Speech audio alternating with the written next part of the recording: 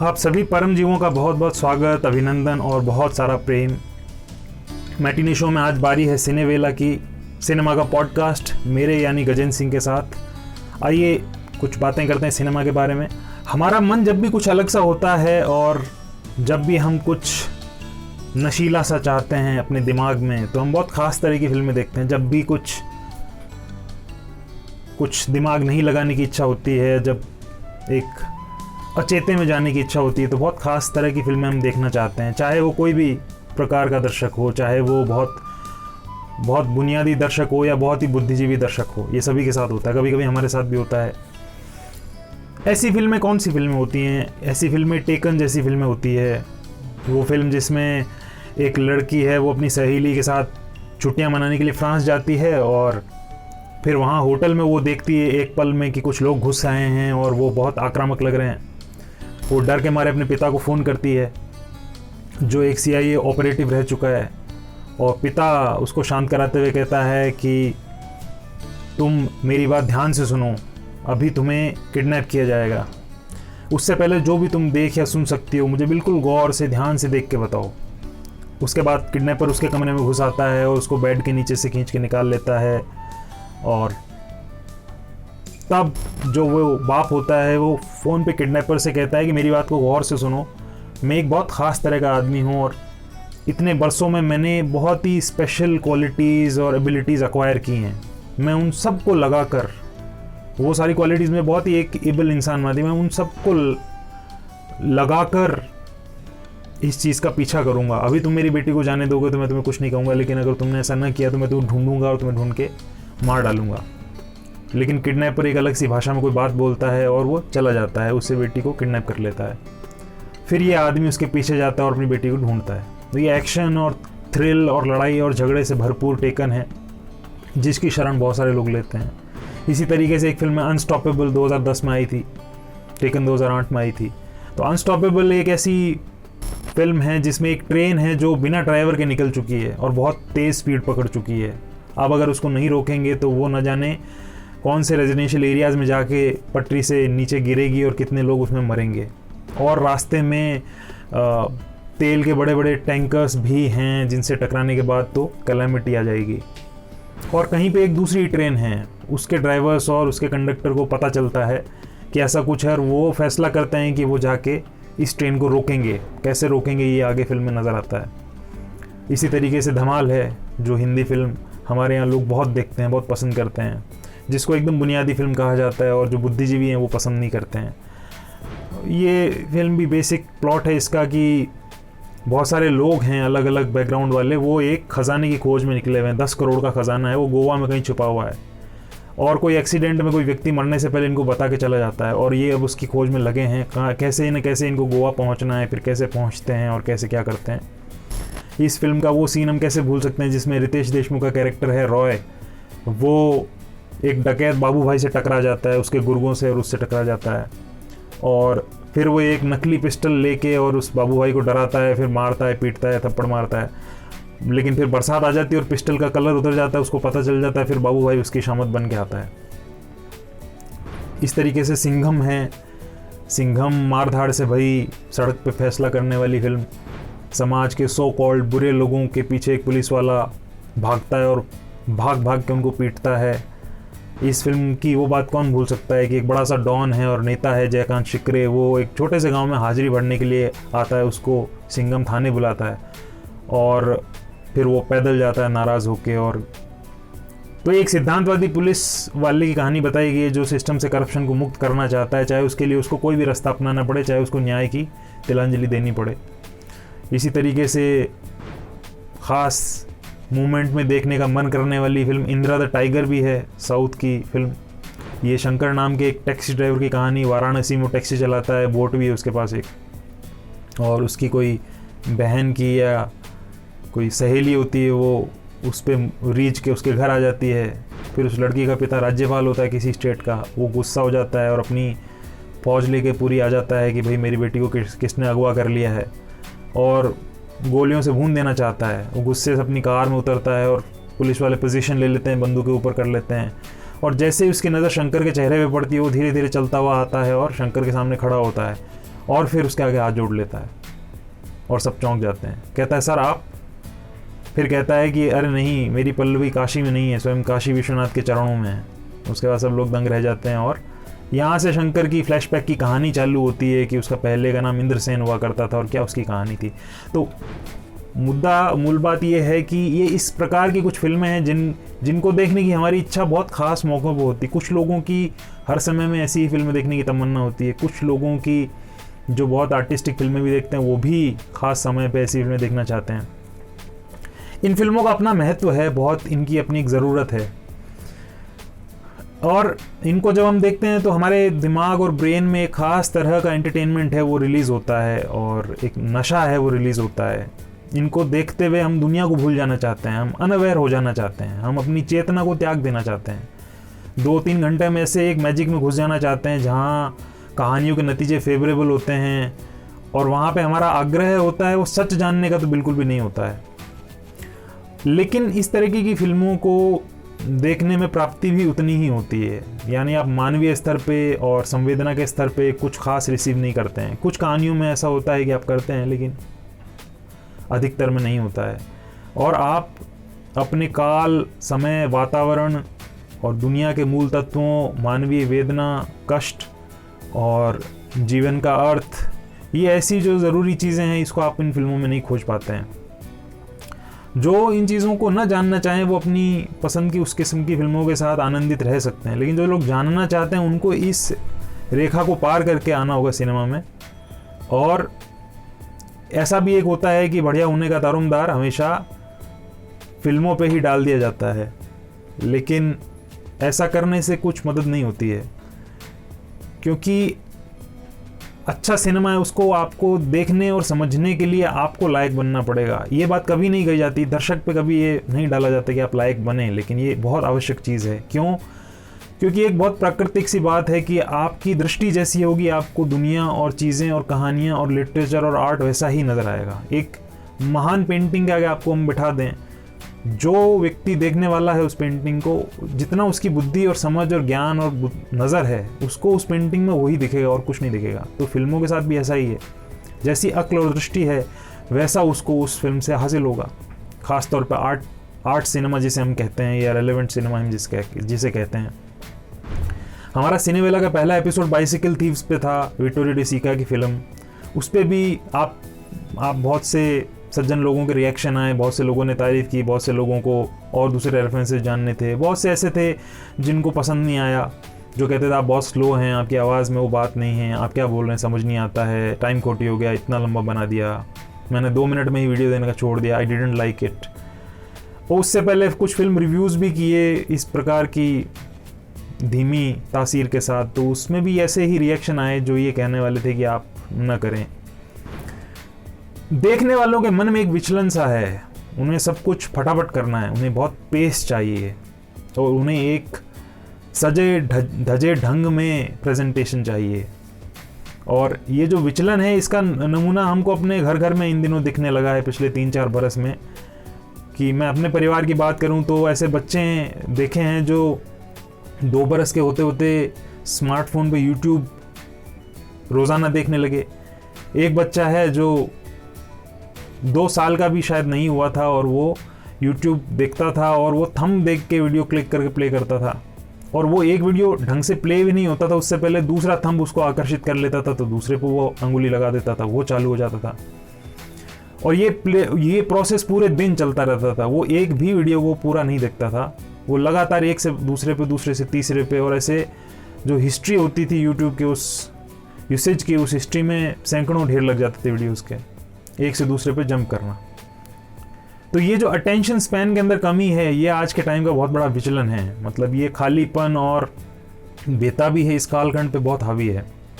और ये जो आज के टाइम में द बोर्न अल्टीमेटम और द बैटमैन बिगिंस जैसी फिल्में हैं, ऐसी बहुत सी फिल्में हैं, अनाप शनाप फिल्में हैं, इन सब फिल्मों की जो शॉट्स होते हैं इनकी एवरेज लंबाई 2 सेकंड की अब रह गई है। जबकि अगर बात करें तो 1930 में एवरेज शॉर्ट लेंथ फिल्मों की 12 सेकंड लंबी होती थी, तब 12 थी, अब सिर्फ 2 सेकंड रह गई है। अब इमेजिन करिए 2 से ये कहाँ जाने वाला है। और कम अटेंशन स्पैन वाले इस ज़माने में मतलब आज जो हम देखते हैं उससे पहले एक ऐसा दौर रहा है जब ऐसा सिनेमा बना जो बहुत ज़्यादा विशेष था, जहाँ पे मनोरंजन को ढूंढने की कोशिश नहीं थी, वहाँ पे एक अनुभव से गुजरने की कोशिश थी कि सेल्यूलॉइड पे, सिनेमा पर्दे पे लाइफ को, उसकी बुनियादी जो एलिमेंट्स हैं उनके रिक्रिएशन को हम देखें, एक फिल्म मेकर के लाइफ को लेकर रिएक्शन को हम देखें। और क्या अनुभव था उसे देखने का, जिसको बयान नहीं किया जा सकता। इतना फुलफिलिंग एहसास उन फिल्मों को देखने का रहा है कि जिसकी कोई कल्पना नहीं है। एक बार अगर वो दरवाज़ा किसी के लिए खुल जाए तो उसकी ज़िंदगी बदल के रह जाती है। लेकिन जिन्हें ठहराव से बेचैनी होती है, जिन्हें पेस से, और जो आज के यूट्यूब कंज्यूमर्स हैं, उस तरीके के लोग उस आर्ट सिनेमा से, उस वर्ल्ड सिनेमा से कुछ पाने से बहुत पहले ही उसे खो चुके होते हैं। वो उस विलक्षण दुनिया में प्रवेश ही नहीं कर पाते। तो अगर आप पेस की चाह के बिना और इस तरीके की आज की जो ये शर्तें हैं इनके बिना एक आर्ट को या वर्ल्ड सिनेमा को देखना चालू करेंगे तो बहुत ही अनूठा एहसास आप पाएंगे। इसमें कैसी अनूठी बात है, एक साउथ फ्रांस में गुफाएं हैं, उनको बोलते हैं चौवे पोडाक, चौवे की गुफाएं कहलाती हैं। और इन गुफाओं में तकरीबन 32 से 36 हज़ार साल पुराने मानवों द्वारा बनाए गए चित्र हैं, दीवारों पे बनाए हुए हैं, पेंटिंग्स हैं। इनको दुनिया का सबसे पुराना केव आर्ट कहा जाता है, गुफा वाला आर्ट कहा जाता है। तो इस गुफाओं में एक पैनल है जिसको हॉर्स पैनल कहा जाता है, उसमें बना हुआ एक चित्र आप देखिए। इस चित्र को आप देखते हैं तो आप देखते ही रह जाते हैं, जबकि ये सिंपल चारकोल से बनी हुई कुछ लाइंस हैं, इससे ज़्यादा कुछ नहीं है। इनमें कोई स्पीड नहीं है, कोई गति नहीं है, कोई नशा नहीं है, लेकिन ये चित्र हमारी सिविलाइजेशन को और लाइफ को लेके, और तब इंसान कैसे रहे होंगे इसको लेके जैसी चेतना हमें देते हैं और रियल लाइफ में हमें जैसे समृद्ध करते हैं, उसकी कोई कल्पना नहीं है, उसकी कोई तुलना नहीं है। फिल्मों के साथ ये होता है कि रियल लाइफ में वो कुछ चेंज नहीं करती आपके, जो खास तौर पे वैसी फिल्म होती है जिनका हमने बहुत शुरू में जिक्र किया। लेकिन ये जो आर्ट होता है ये रियल लाइफ में आपको कुछ दे के जाता है, आपके ब्रेन को एनहांस करके जाता है। एक साइंटिस्ट हैं जॉन क्लॉथ, उन्होंने कहा था कि ये जो केव आर्ट है चौवे गुफाओं का, इन चित्रों का इरादा कोई सीधा साधा नहीं था। इन चित्रों का इरादा ये था कि इन्हें ऐसे अनुभव किया जाए जैसे कि आज हम अपनी फिल्मों को करते हैं, या आज हम अपने थिएटर हॉल्स को करते हैं, या आज हम अपनी रिलीजियस सेरेमनीज को करते हैं। तब के समय में इसका जो इरादा था उन चित्रों को बनाने का यही था कि एक तब के समाज का एक ताकतवर कलेक्टिव एक्सपीरियंस हो। और इस विषय पर फिर 2013 में एक बहुत ही ज़बरदस्त फिल्म मेकर है वर्नर हर्जॉग, उन्होंने एक डॉक्यूमेंट्री बनाई थी केव ऑफ फॉरगॉटन ड्रीम्स, उसको आप देख सकते हैं। इसी तरीके से एक पेंटर हैं पीटर ब्रगल द एल्डर, वो डच और फ्लेमिश रेनेसा पेंटर कहे जाते हैं। उन्होंने 1565 में एक ऑयल पेंटिंग बनाई थी, उसका टाइटल था द हार्वेस्टर्स। इसको आप देखें, इस पेंटिंग को आप बहुत देर तक देख सकते हैं। इस पेंटिंग में यह है कि आप जितना ढूंढेंगे उतना आपको मिलता चला जाएगा। पहली नज़र में आप अगर YouTube पे आपको कोई ये पेंटिंग डाल दे तो शायद आप उसको 1 सेकंड पूरा होने से पहले ही दूसरे थंब पे चले जाएं। लेकिन अगर आप इस पेंटिंग को गौर से देखें हाई रेजोल्यूशन में, तो आप देखें कि इसमें आपको मिलता ही चला जाएगा। जैसे इसके अंदर आपको सबसे पहले खेतिहर मजदूर नज़र आते हैं। एक मजदूर लेटा हुआ है, सुस्ता रहा है, उसने खाना खाया होगा तो उसके बाद उसने पैंट का बटन खोल दिया ताकि पेट थोड़ा सा ईजी रहे। उसके पास ही में दूसरी और महिलाएं बैठी है, मजदूर और पुरुष खेतिहर मजदूर, वो खाना खा रहे हैं। और उनके पीछे कुछ लोग गेहूं की फसल काट रहे हैं 2-3 जगहों पे। फिर इस पेंटिंग के एक दूसरे बैकग्राउंड में जाएं तो एक तालाब में दूर कुछ साधु और भिक्षु है, वो नहा रहे हैं। एक भिक्षु है वो बिना कपड़ों के तैर रहा है और उसका नितंब पानी से दिख रहा है। एक साधु है वो कपड़े पहन के बैठा है, उसने तैरना नहीं चुना है। दूसरी तरफ जाएं उस पेंटिंग के तो इसमें कुछ घर बने हुए हमको नज़र आते हैं। उन घरों के जस्ट पास में मैदान में बच्चे खेल रहे हैं और कुछ औरतें उन बच्चों को कुछ कहने की कोशिश कर रही हैं। इन घरों और मैदान के पीछे जाएं तो वहाँ कुछ और घर बने हैं जो एक अलग कॉलोनी से लगते हैं। फिर उन घरों के पीछे जाएं तो एक नदी बहती हुई दिखती है, बहुत खुली सी नदी है, उसमें कुछ नावें हैं जो चल के जा रही हैं। तो पीटर ब्रगल द एल्डर की जो ये पेंटिंग है, इसकी एक सीरीज़ है जिसमें इसी प्रकार की इसी विषय वाली और भी पेंटिंग्स हैं। ऐसी अनेक पेंटिंग्स हैं जिनको आप घंटों बैठ के देख सकते हैं। और ये आश्चर्य की बात है कि सिर्फ एक विजुअल आपकी आंखों के सामने है, लेकिन आपका दिमाग इतना विस्तृत होता चला जाएगा उसको देखने के बाद, कि दिमाग उसको देखने से पहले जिस अवस्था में था उससे अधिक समृद्ध हो चुका होगा, उससे अधिक फैल चुका होगा, जो एक पॉपुलर फिल्म नहीं कर पाती है। और पेंटिंग हो गई, आर्ट सिनेमा हो गया, आपके दूसरे आर्ट फॉर्म्स होंगे, क्लासिकल फॉर्म्स होंगे, इनसे जो मन का ठहराव आता है वो बहुत गुणकारी होता है। जो फिल्में तेज़ी से दौड़ती हैं वो बस दौड़ती ही रहती हैं, लेकिन जो फिल्में या आर्ट ठहर के बहते हैं वो मन को समृद्ध करके आगे जाते हैं, हमारे हृदय को गहरा करके आगे जाते हैं। बातें जो भी ठहर के की जाती हैं वो हमेशा सार्थक होती है। भाग भाग के जो बातें की जाए उनका कोई नतीजा नहीं निकलता है। विश्व सिनेमा ऐसी बहुत सी विस्मयकारी फिल्में हैं जो बहुत ठहराव भरी हैं, उन्हें देखना ऐसा अनुभव होता है कि लाइफ चेंजिंग वो होता है। लेकिन वे ऐसी फिल्में भी हैं जिन्हें आतुर मिजाज के दर्शक हैं वो पूरा अगर देख भी लें तो ये इम्पॉसिबिलिटी है, असंभव है कि वो ऐसा कर पाएँ। ये बहुत गौर करने और बहुत ध्यान से सुनने वाली बात है। आप उनसे शर्त लगा सकते हैं कि आप इस प्रकार की फिल्मों को सिर्फ देख के बता दें, 2 घंटा 2.5 घंटा उस पूरी फिल्म को शुरू से आखिर तक देख लें बस। वो शायद उसे देखते हुए सो ही जाएंगे, या वो अपना दिमाग है वो पकड़ के दीवार में मारने लगेंगे, या वो बंद ही कर देंगे उस फिल्म को बीच में। ये स्थिति है। जबकि पहले दिमाग विस्तार हुआ करता था दिमाग का, वो ऐसा बेबस नहीं था ढंग की चीज़ देखने को लेके। और ये स्थिति तब है, इन फिल्मों को न देख पाने की बेबसी तब है जब इनका एक्सपीरियंस ज़बरदस्त होता है। और आप अगर ध्यान करते हैं, कोई व्यक्ति कोई विपश्यना करता है, कोई ध्यान करता है, कोई प्राणायाम करता है और शांति से घंटा भर बैठ के रोज कुछ करता है, ऐसा वैसा ही एहसास इन फिल्मों को देखते हुए होता है। बस उन फिल्मों में क्रिटिकल वैल्यू भी होती है जो आपको ऐड करती है आपके दिमाग को, अलग किस्म की साधना आप उसको बोल सकते हैं।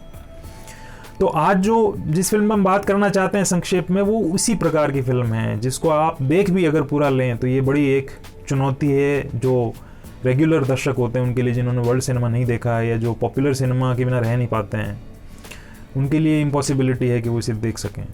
और जिस फिल्म का मैं जिक्र कर रहा हूँ उस फिल्म का नाम है द टूरिन हॉर्स।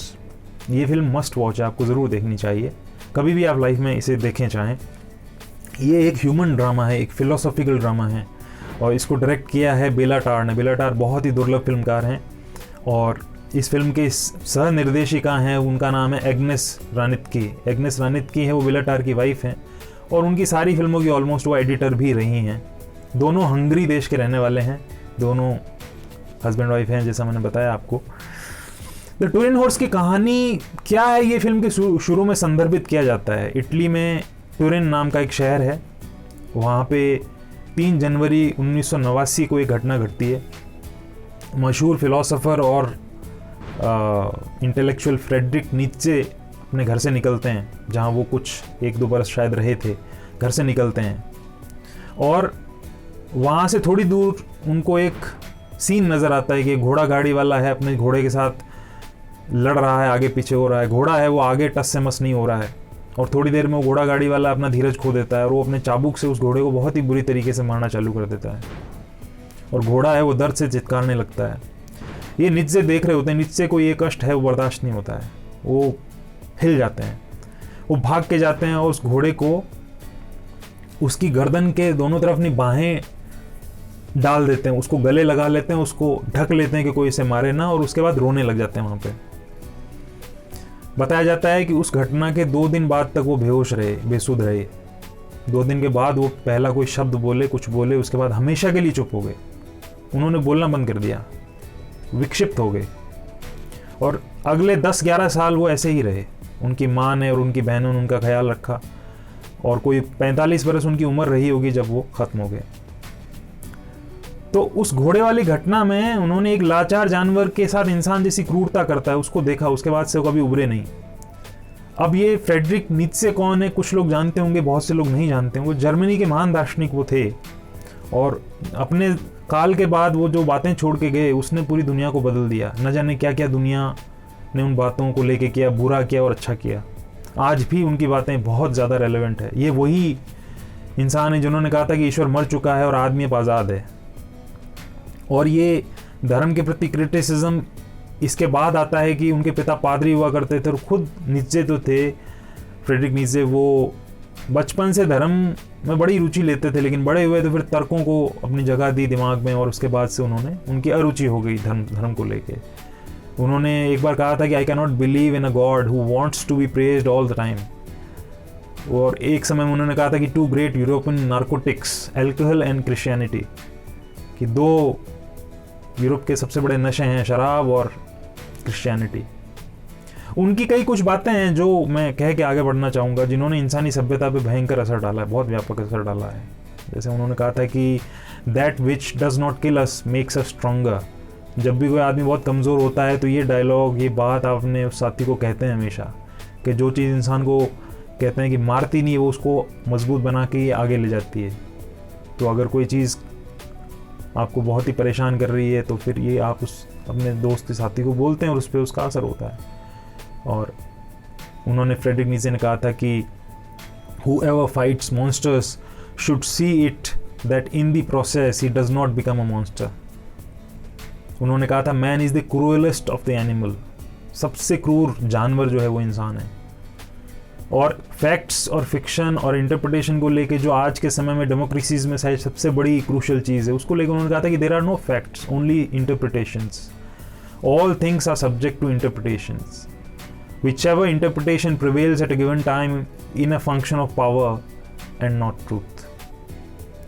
तो ये वही बात है कि इसका इशारा आज की उन देशों के प्रति भी है जहाँ पावरफुल सरकारें बैठी हैं और वो ये तय करती हैं कि किसी सत्य का इंटरप्रिटेशन, उसकी व्याख्या क्या की जाएगी, और वही प्रचलित होगी, वही मान्य होगी उस समय में। फ्रेडरिक नीचे ने कहा था कि we should consider every day lost on which we have not danced at least once. कि दिन में अगर एक दिन भी हम, एक समय भी हम नहीं नाचे हैं तो वो दिन खो गया, ऐसा मानो आप। और उन्होंने इतनी एक बड़ी क्रांतिकारी किस्म की या एक दिमाग हिलाने वाली बात कही थी कि all I need is a sheet of paper and something to write with, and then I can turn the whole world upside down. कि मेरे को खाली कागज़ चाहिए और कुछ लिखने के लिए, जो उसके बाद मैं दुनिया को उल्टा करके रख दूंगा। इतनी शब्दों में ताकत होती है। बेला टार की फिल्म पे लौटते हैं वापस, उनकी फिल्म पे। तो उनकी फिल्म घोड़े को मारने वाली घटना के बाद उस घोड़े के साथ क्या हुआ था, उस चाबुक मारने वाले आदमी के साथ क्या हुआ था उस घटना के बाद, उसका एक काल्पनिक जवाब है द ट्रोजन हॉर्स। जबकि वास्तविक रूप से किसी को नहीं पता घोड़े वाला कौन था, घोड़ा क्या था, उस घटना के बाद क्या हुआ। लेकिन बेला टार ने शायद वैसी वेदना अपने अंदर महसूस की उस घटना को लेके, और उस आदमी के पागल हो जाने को लेके कि कैसे एक आदमी पागल हो गया, इतनी उसके अंदर संवेदना थी।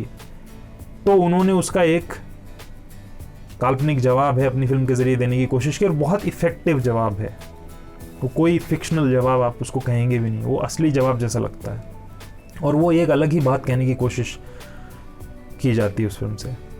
वो द टूरिन हॉर्स है, वो मास्टर फिल्म मेकर और ऑटर बेला टार की 8वीं फिल्म है, और उनकी आखिरी फुल लेंथ की फीचर फिल्म है।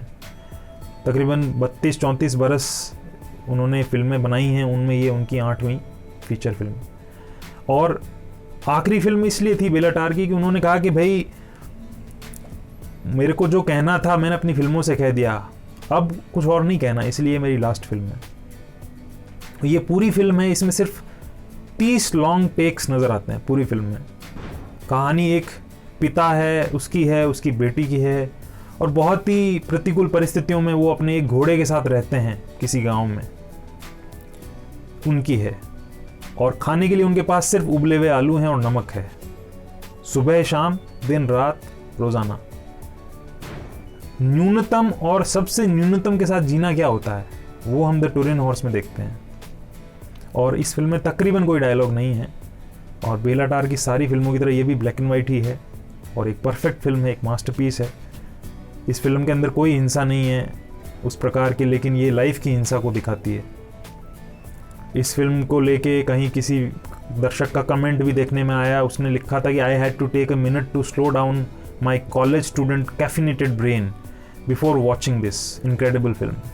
कि मेरा जो ये कॉलेज स्टूडेंट वाला जो ये कॉफ़ी पी के नशेला दिमाग हो जाता है, उसको थोड़ा धीमा करने के लिए मेरे को टाइम लगा इस फिल्म को देखने से पहले, लेकिन जब देखा तो ज़बरदस्त लगी वो फिल्म। बेलाटार की बात करें तो बहुत से सीमित लोग हैं दुनिया में जो उनकी फिल्मों से परिचित हैं कि कोई ऐसा आदमी एग्जिस्ट करता है जिसका ये नाम है और जिसकी ऐसी फिल्में हैं।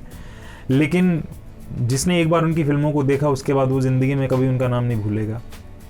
बेलाटार की फिल्मों का एसेंस ये है कि उनकी फिल्में वो लाइफ को लेकर रिएक्शन देती है, लाइफ को लेकर, जीवन को लेकर प्रतिक्रिया देती है। और सबसे बड़ी चीज़ ये होती है कि वो ह्यूमन डिग्निटी की बात करती है कि इंसान की जो गरिमा है उससे कोई समझौता न किया जाए और नहीं किया जा सकता है, ये उनका कथन है। उनकी फिल्मों को देखते हुए जो विजुअल्स हैं वो इतनी विहंगम सिनेमैटिक इमेजिनरी का निर्माण करते हैं कि आप बता नहीं सकते। और लैंडस्केप्स ऐसे हैं जो विजुअल्स, ज़मीन और वृक्ष और मैदान और हवाएं, तूफान और बादल, ये ऐसे लैंडस्केप्स हैं कि उनको देख के आप अलग ही दुनिया में ट्रांसपोर्ट हो जाते हैं। ये ऐसे हैं लैंडस्केप्स जिनको देख के आपको अपने घर के आसपास की जगहों में विशेषताएं नज़र आने लगती है, जिसको आप ऑर्डिनरी मान के बैठे होते हैं दुखी और मायूस कि यार क्या है, दुनिया में कुछ नहीं है। जो ठहराव वाली ये ऐसी फिल्म हैं, इनकी ऐसी फिल्में होती हैं जो हमारे मन मस्तिष्क का विस्तार करती हैं। ये सारी फिल्में बड़ी ही कठिन परिस्थितियों में बनाई जाती है, न जाने कितनी लड़ाइयाँ लड़नी पड़ती इन फिल्मों को बनाने के लिए, फाइनेंशियल सपोर्ट नहीं होता और इन फिल्मों को बना के कोई कमर्शियल गेन भी नहीं करना होता ऐसे फिल्म मेकर्स को, ये भी जानने लायक बात है। आज के ज़माने बिना पैसे कोई जीना चाहे, कुछ बनाना चाहे, आप इमेजिन नहीं कर सकते। पर इन लोगों ने पैसा कमाने के लिए कुछ नहीं किया। फिल्में इस प्रकार की बनाई है जो उसूलों पे खड़ी थी और आर्ट पे खड़ी थी और समाज और इंसान और संवेदना पे खड़ी थी। बहुत गहराई से ये फिल्म मेकर हैं जो ह्यूमन इमोशंस के बारे में, अपने समाज के बारे में फील करते थे। जिन्होंने ऐसी वर्ल्ड सिनेमा और आर्ट फिल्मों को नहीं देखा है, उन्होंने अपनी लाइफ में उस मनन और कॉन्टेम्पलेशन को आने की अनुमति नहीं दी जो बहुत ज़रूरी होता है। ये फिल्में उसको अलाउ करती है, उस कॉन्टेम्पलेशन को। जबकि फास्ट फिल्में जो होती हैं उनकी अपनी एक महत्ता होती है, लेकिन मोटे तौर पे वो आपको एक लैब का चूहा और लैब का बंदर बना के ही छोड़ती हैं। उनको देखते हुए आपकी पुतलियाँ होती हैं वो इधर उधर भाग रही होती हैं, जैसे कोई विक्षिप्त सा आदमी होता है या कोई ज़ॉम्बी है। पुतलियाँ दौड़ती रहती है स्क्रीन पे इधर उधर की चीज़ों को देख के, दिमाग सुन्न हो चुका होता है। मूलतः आप कॉमाटोज होते हैं, एक्चुअली एक शव होते हैं। लेकिन टूरिन हॉर्स जैसी फिल्म है वो आपको ज़ॉम्बी से वापस एक इंसान बनाती है। लेकिन आप वो तभी हो पाता है, जब वो तभी हो सकता है जब आप ऐसी फिल्म को देखने की काबिलियत अपने अंदर आने दें, डेवलप करें। काबिल फिल्म को नहीं होना है, काबिल दर्शक को होना है। ये आज की बातचीत थी। इस फिल्म को आप कहाँ देख सकते हैं? आमतौर पे सभी पूछते हैं कि आप जो फिल्म बता रहे हैं उनको देखें कहाँ पे। ये एक बड़ी समस्या है। वर्ल्ड सिनेमा को लेकर इंडिया में कोई ऐसा प्लेटफॉर्म नहीं है जो वर्ल्ड सिनेमा की जो हार्डकोर फिल्में हैं उनको दिखाए। बहुत से ऐसे ज़रिए थे जिनसे जानने की कोशिश की गई कि भाई क्या कुछ हो सकता है, लेकिन ऐसा कोई ज़रिया फ़िलहाल नहीं है। और इस फिल्म को अगर आप देखें तो ये बात हमेशा आने वाले समय में भी रहेगी कि इन फिल्मों को कहाँ देखा जाए। तो फिलहाल के लिए यही कहा जा सकता है कि टूरिन हॉर्स को आप अपने आसपास, भारत में आजकल बहुत से फिल्म फेस्टिवल्स होने लगे हैं। भी कोरोना की वजह से थोड़े बंद हैं, लेकिन अदरवाइज़ नॉर्मल सिचुएशंस में बहुत से फेस्टिवल्स होते हैं। ऑलमोस्ट हर स्टेट के अंदर एक अच्छा फिल्म फेस्टिवल होता है और वहाँ पे इस किस्म की सारी फिल्मों को लाने की कोशिश की जाती है। तो आप वहाँ देख सकते हैं। कभी आप मामी फिल्म फेस्ट में चले जाएँ, कभी इफ़ी में चले जाएँ जो भारत सरकार करवाती है। उनमें ऐसी प्राइम फिल्में हैं, उनका जिस समय में दुनिया में वो आई होती है उसी समय में आपके यहाँ भी लाई जाती है। तो फिल्म फेस्टिवल आप देखें, आप एम्बेसीज़ होती हैं जो दुनिया की, उन पर नज़र रखें, वहाँ कांटेक्ट करें। उनके वीक्स चलते हैं ऐसी फिल्मों के। और बाकी इसके अलावा कुछ एक ऐसे प्लेटफॉर्म्स हैं OTT के या दूसरे जहाँ पे अवेलेबल हैं, लेकिन वो मोस्टली इंडिया के बाहर की ज्योग्राफी के लोग ही देख पाते हैं और हमारे जोन में वो अवेलेबल नहीं है। तो आप अगर चाहें तो अमेज़ॉन प्राइम है, उसके खाते से जोड़ के फेंडोर करके एक प्लेटफॉर्म है, उस पे जाके आपका मामला जमता हो तो शायद वहाँ आप टूरिन हॉर्स देख सकें। अदरवाइज़ यूट्यूब पे इसके ट्रेलर और इसके ओपनिंग सीन और एंडिंग सीन, इस तरीके की कुछ फुटेज अवेलेबल है, उससे आपको एक आइडिया लगता है कि कैसी फिल्म है। और जब भी समय लगे आप उसको देखिए। आने वाले समय में जितनी भी फिल्मों का जिक्र हम कर रहे हैं, इनको लेके कोई उपलब्धता कहीं होती है तो हम आपको ज़रूर बताएंगे। आप उसको कमेंट में टाइम टू टाइम आते रहें, देखते रहें, तो आपको पता लगेगा कि कुछ अपडेट हमने किया है कि नहीं किया है। तो बहुत बहुत शुक्रिया। सिनेविला में आज इतना ही, और मैटिनी शो के अगले एपिसोड के साथ हम कल फिर हाजिर होंगे। तब तक के लिए आपको बहुत प्रेम और बहुत अभिवादन, और मिलते हैं अगली बार।